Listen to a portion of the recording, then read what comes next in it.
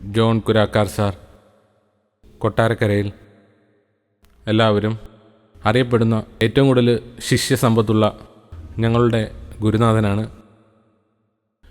സാംസ്കാരിക സാമുദായിക രംഗങ്ങളിൽ വളരെ പ്രശോഭിക്കുന്ന ഒരു വ്യക്തിത്വമാണ് പ്രൊഫസർ ജോൺ കുരാക്കാർ സാർ. മികച്ചൊരു സംഘാടകനും കേരള പാലിയേറ്റീവ് ഇനിഷ്യേറ്റീവ് കെയറിൻ്റെയും അതുപോലെയുള്ള വളരെയേറെ സംഘടനകളുടെ സംഘാടക സമിതിയുടെ അംഗവുമാണ് ശ്രീ ജോൺ കുരാക്കാർ സാർ. അദ്ദേഹത്തെ രണ്ടു വാക്ക് സംസാരിക്കുന്നതിനായി ഈ വേദിയിലേക്ക് ക്ഷണിച്ചുകൊള്ളുന്നു. പ്രിയപ്പെട്ട വിദ്യാർത്ഥികളെ, പാഠം 1 വിവാഹ കമ്പോളം എന്നുള്ളതിനെ കുറിച്ചൊരു ക്ലാസ്സാണ് എടുക്കുന്നത്. സ്ത്രീധന സമ്പ്രദായം നമ്മുടെ നാടിന്റെ ഒരു ശാപമായി മാറിയിരിക്കുകയാണ്. അതിന്റെ ഭവിഷ്യത്തുകളെ കുറിച്ച് ഞാൻ പറയാതെ തന്നെ നിങ്ങൾക്കറിയാം. സ്ത്രീധന തുക കേട്ട് കഴിഞ്ഞാൽ നമ്മൾ ഞെട്ടിപ്പോകും. 5 ലക്ഷം രൂപ, 10 ലക്ഷം രൂപ, 15 ലക്ഷം രൂപ, 20 ലക്ഷം രൂപ. അതിന്റെ ഭവിഷ്യത്തുകളെ കുറിച്ച് ബോധമുള്ളവരാണ് നിങ്ങൾ. ഇതിനെതിരെ പ്രതികരിക്കേണ്ടത് നിങ്ങളാണ്, പെൺകുട്ടികളാണ്. വലിയ സ്ത്രീധനം ചോദിച്ചു വാങ്ങാൻ വരുന്നവരെ വേണ്ടതെന്ന് വെക്കാനുള്ള ഒരു തൻ്റെടം നമ്മുടെ പെൺകുട്ടികൾക്കുണ്ടാകും. എങ്കിൽ മാത്രമേ നാട് നന്നാവൂ. നമ്മുടെ പെൺകുട്ടികൾക്കൂടെ ജീവിക്കാൻ വയ്യാത്തൊരവസ്ഥയാണ്. അവർ പലരും നാട് വിടുന്നു. ഏതാണ്ട് 10 ലക്ഷം ചെറുപ്പക്കാര് നമ്മുടെ കേരളം വിട്ട് പുറംനാട്ടിലേക്ക് പോയി കഴിഞ്ഞു. ഈ അവസ്ഥ പരിതാപകരവും ദയനീയവുമാണ്. ഇതിനെതിരെ ഗ്രൗണ്ട് സർക്യൂട്ട് ഫിലിം, സ്ത്രീധനത്തിനെതിരെയുള്ള അവബോധവും ശക്തമായ താക്കീത് നൽകുന്ന ഒരു സിനിമയാണ്, ഒരു ഷോർട്ട് ഫിലിമാണ് പാഠം 1 വിവാഹ കമ്പോളം. സ്ത്രീധന സമ്പ്രദായം നമ്മുടെ നാടിന്റെ ഒരു ശാപമാണ്. അതുപോലെ തന്നെ ഗാർഹിക പീഡനവും സ്ത്രീ ആത്മഹത്യകളും ദിനം പ്രതി വർദ്ധിക്കുന്നു. ആയിരക്കണക്കിന് കേസുകളാണ് ഇന്ന് നിലവിലുള്ളത്. അതുപോലെ തന്നെ സ്ത്രീ ഭ്രൂണഹത്യ ഇത് വൻതോതിൽ നടക്കുന്നു. കേരളത്തിലും മറ്റ് സംസ്ഥാനങ്ങളിലും ഒക്കെ ഈ ഭ്രൂണഹത്യ നടക്കുകയാണ്. ഇങ്ങനെ പോയാൽ നമ്മുടെ സ്ത്രീകൾക്ക് കേരളത്തിൽ ജീവിക്കാൻ വയ്യാത്ത ഒരവസ്ഥയെത്തും. ഒരു കാര്യം ഞാൻ നിങ്ങളോട് തീർത്ത് പറയട്ടെ, അങ്ങനെ ഉണ്ടായാൽ മാത്രമേ നമ്മുടെ നാട് രക്ഷപ്പെടൂ. ഈ സ്ത്രീധന സമ്പ്രദായത്തിനെതിരെ ശക്തമായ പ്രതിഷേധവും താക്കീതുമായി ഗ്രൗണ്ട് സർക്യൂട്ട് ഫിലിം പാഠം 1 വിവാഹ കമ്പോളം എന്ന സിനിമയുമായി രംഗത്ത് വന്നിരിക്കുന്നു. നമസ്കാരം. ശ്രീ വെട്ടിക്കവല PK രാമചന്ദ്രൻ എഴുതിയ മംഗല്യ സ്വപ്നങ്ങൾ എന്ന കവിതയാണ് ഞാൻ ആലപിക്കുന്നത്. എൻ്റെ പേര് ധന്യ AR. മംഗല്യത്താലിക്കായി സ്വപ്നമൊരു കൂട്ടി സുമംഗലിയാകുവാൻ രാഗിണിയൊരുങ്ങുമ്പോൾ സ്ത്രീധന കൂമ്പാരം സ്വരുക്കൂട്ടിടാനായി സന്തപിച്ചിടുന്നു രാമുവും കുടുംബവും. സ്ത്രീധനമോഹത്താൽ സ്ത്രീ പീഡകരായി ആരും കൊല ചെയ്യുന്നു ഭർതൃബന്ധുക്കളും. സ്ത്രീധനമോഹത്താൽ സ്ത്രീ പീഡകരായി ആരും കൊല ചെയ്യുന്നു ഭർതൃബന്ധുക്കളും. സ്ത്രീ തന്നെ ധനമായി മാറിയിടത്തല്ലോ വിപണി പോൽ വിലപേശും പുത്രയായി വിസ്മയയായി. സ്ത്രീ തന്നെ ധനമായി മാറിയിടത്തല്ലോ വിപണി പോൽ വിലപേശും പുത്രയായി വിസ്മയയായി. വിൽപ്പന വസ്തുവല്ലിവളിന്നും കുടുംബത്തിൻ വിളക്കാണിണയെന്നു കരുതേണമീ നരൻ. വിൽപ്പന വസ്തുവല്ലിവളിന്നും കുടുംബത്തിൻ വിളക്കാണിണയെന്നു കരുതേണമീ നരൻ. സ്ത്രീധന വിപത്തിന്റെ വേരറുത്തിയിടണം. കശ്മല വൃത്തിക്കു തുറുങ്കലിലടക്കണം. സ്ത്രീധന വിപത്തിന്റെ വേരറുത്തിയിടണം. കശ്മല വൃത്തിക്കു തുറുങ്കലിലടക്കണം.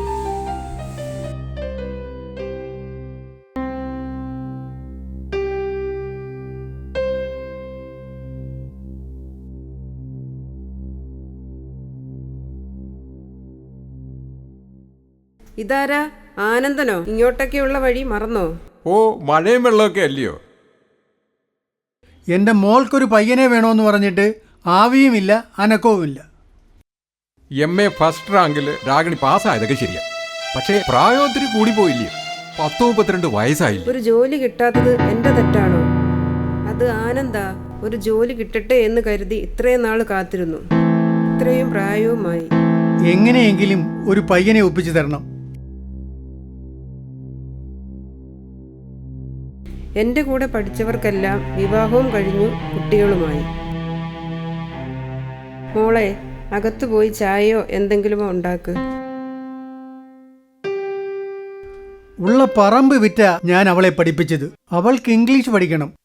പക്ഷെ ആനന്ദ, ഒരു ജോലി തരപ്പെടുത്താൻ അവൾക്ക് കഴിഞ്ഞില്ല. അത് തന്നെയാണ് വിഷയം. ഒരു ഗവൺമെന്റ് ജോലി കിട്ടിയാൽ കൊത്തിക്കൊണ്ടുപോകാൻ ആളിഞ്ഞെത്തും.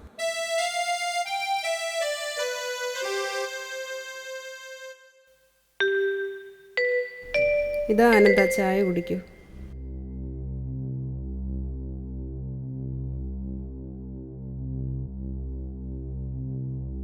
MA ഫസ്റ്റ് റാങ്കിൽ പാസ്സായി എനിക്ക് ഒരു ജീവിതമില്ലേ ആനന്ദേട്ടാ?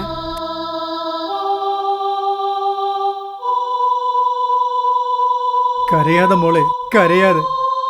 ദൈവമെല്ലാം കാണുന്നുണ്ട്. നിനക്ക് നല്ലൊരു ജീവിതമുണ്ട് മോളെ, ഉണ്ട്. ഞാനൊരു കാര്യം പറയാം. എൻ്റെ പക്കൽ ഒരു പയ്യനുണ്ട്. രാഗിണിയെ പല പ്രാവശ്യം അവൻ കണ്ടിട്ടുണ്ട്. പ്രതാപൻ എന്നാണ് അവൻ്റെ പേര്. സത്യം പറയണമല്ലോ ആനന്ദ, രാഗിണി ഒരു പയ്യനുമായിട്ട് അടുപ്പത്തിലായിരുന്നു. സ്ത്രീധനപ്പണം കിട്ടില്ല എന്ന് മനസ്സിലാക്കി അവൻ അവളെ ഉപേക്ഷിക്കുകയായിരുന്നു. ഞാൻ എന്തെല്ലാം സ്വപ്നങ്ങൾ നെയ്തു കൂട്ടി, അത് എല്ലാം തകരുകയായിരുന്നു. കരയാതെ മോളെ, കരയാതെ. എല്ലാം വിധിയാണെന്ന് കരുതിയാൽ മതി.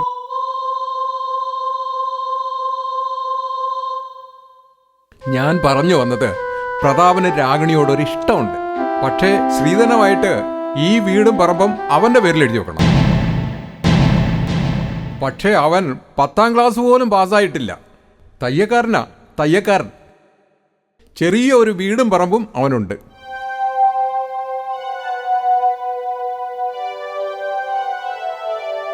MA ഫസ്റ്റ് റാങ്കിൽ പാസ്സായി എനിക്ക് 10ാം ക്ലാസ് പോലും പാസ്സാവാത്തൊരുത്തനോ? മോളെ, ഒരു ജോലിക്ക് വേണ്ടി കാത്ത് പ്രായം ഇത്രയൊക്കെയായി. ഇനിയിപ്പോ ഒന്നും നോക്കാനില്ല. നമുക്ക് ഇതങ്ങ് ഉറപ്പിക്കാം. അച്ഛാ, മോളെ, ഇനിയും നിന്നെ ഇങ്ങനെ പുരനിറഞ്ഞു നിർത്താനാവില്ല. വിധിയെന്ന് കരുതി നമുക്കിതങ്ങ് കൈകോർക്കാം. അമ്മേ,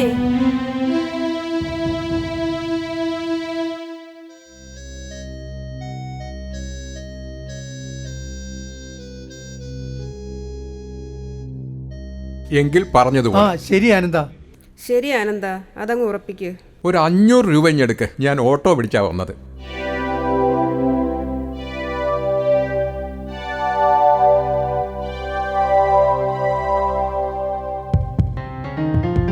വീട്ടിൽ ചെന്ന് സ്ത്രീധന തുക മേടിക്കാതെ ഇങ്ങോട്ട് നിന്നെ ഞാൻ കൊണ്ടുപോയി മേടിച്ചോണ്ടേ വരുന്നോളൂ, പോരെ.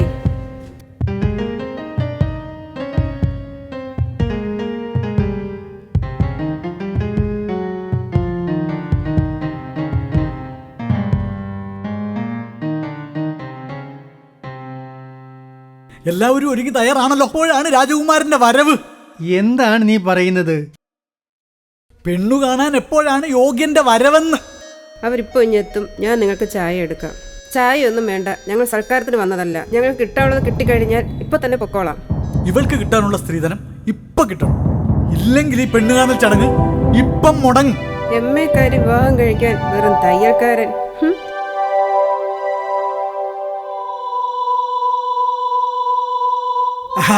അതും 10ാം ക്ലാസ് പോലും പാസ്സാകാത്തവൻ.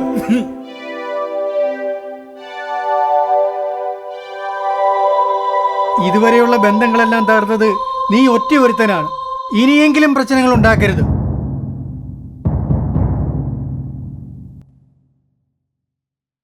ഞങ്ങളുടെ സ്ത്രീധന തുക കിട്ടാതെ ഈ കല്യാണം നടക്കത്തില്ല. നടക്കാൻ ഞങ്ങൾ സമ്മതിക്കത്തില്ല. മോനെ സത്യ, ഒരു പന്തൽ കെട്ടി 4 പേർക്ക് സദ്യ ഉണ്ടാക്കാനുള്ള പണമേ ഞങ്ങളുടെ കയ്യിലുള്ളൂ. ഇവരുടെ കല്യാണ ശേഷം എല്ലാ കാര്യങ്ങളും നടക്കും.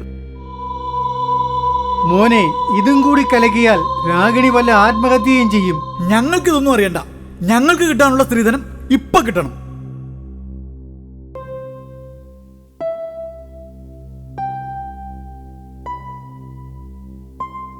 അവര് വന്നില്ലേ?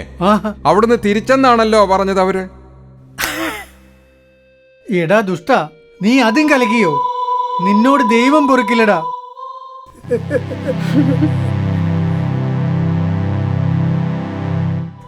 കലക്കിയെങ്കിൽ കലക്കട്ടെ, എനിക്ക് വിവാഹബന്ധമൊന്നും വേണ്ട. ആര് കലക്കാൻ? അവരിപ്പം ഇനി എത്തുവാണെന്നല്ലോ പറഞ്ഞത്. ഞാനൊന്ന് പോയി നോക്കിയിട്ട് വരാം.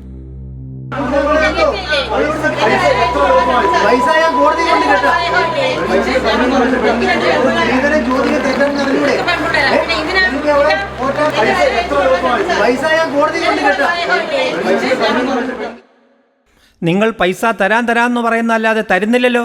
രൂപ 25,000 എണ്ണി അങ്ങോട്ട് തന്നത്. ഇപ്പൊ മുതലുമില്ല പലിശയുമില്ല. നീ ഒന്ന് ക്ഷമിക്ക് ജനാർദ്ദന, നിന്റെ പലിശ ഉടൻ തന്നെ തരും. അതോടൊപ്പം മുതലും ഒടുക്കിയേക്കാം. ഇവിടെ ഒരു മംഗളകർമ്മം നടക്കുകയാണ്, അത് കുളമാക്കരുത്. ഇതാണ് ഭഗവാന്റെ രീതി. പലയിടത്തുനിന്നും പൈസ കടം വാങ്ങി പറ്റിക്കുക.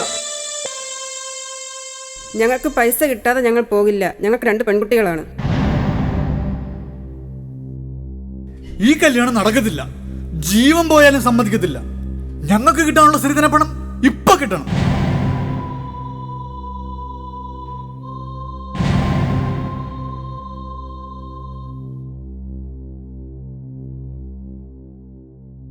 ആഹാ, എല്ലാവരും ഉണ്ടല്ലോ.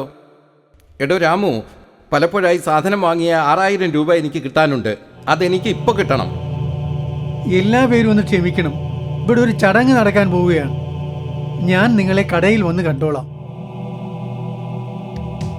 എടാ ദുഷ്ട, സത്യ, നീയാണോ ഇവരെ ഈ സമയത്ത് ഇളക്കി വിട്ടത്? എടി ശാലിനി, നീ എൻ്റെ വയറ്റിൽ വന്ന് പിറന്നവളാണോടി? ഇനി ഈ സ്ത്രീധന പീഡനം സഹിക്കാൻ എനിക്ക് വയ്യ.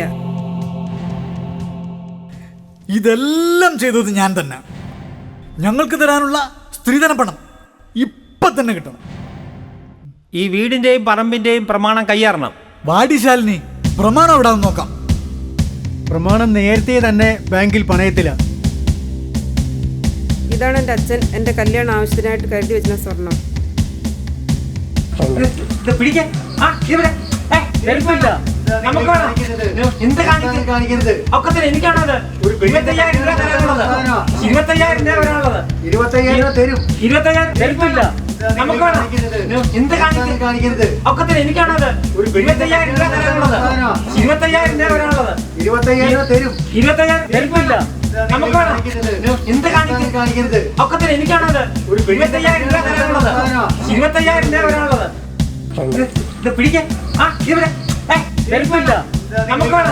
എടാ, ഇതെല്ലാം വെറും മുക്കുപണ്ടങ്ങളാണ്.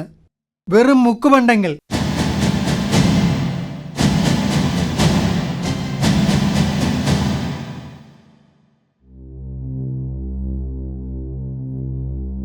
ചേട്ടാ, ഈ വിവാഹം നടക്കത്തില്ല. ആ തയ്യക്കാരൻ പയ്യന് 12 കോടി രൂപ ഓണ ബമ്പർ അടിച്ചിരിക്കുകയാണ്. അവൻ അവന്റെ സ്വന്തം കാറിൽ ഒരു IAS പെണ്ണിനെ പെണ്ണ് കാണാൻ പോയിരിക്കുകയാണ്.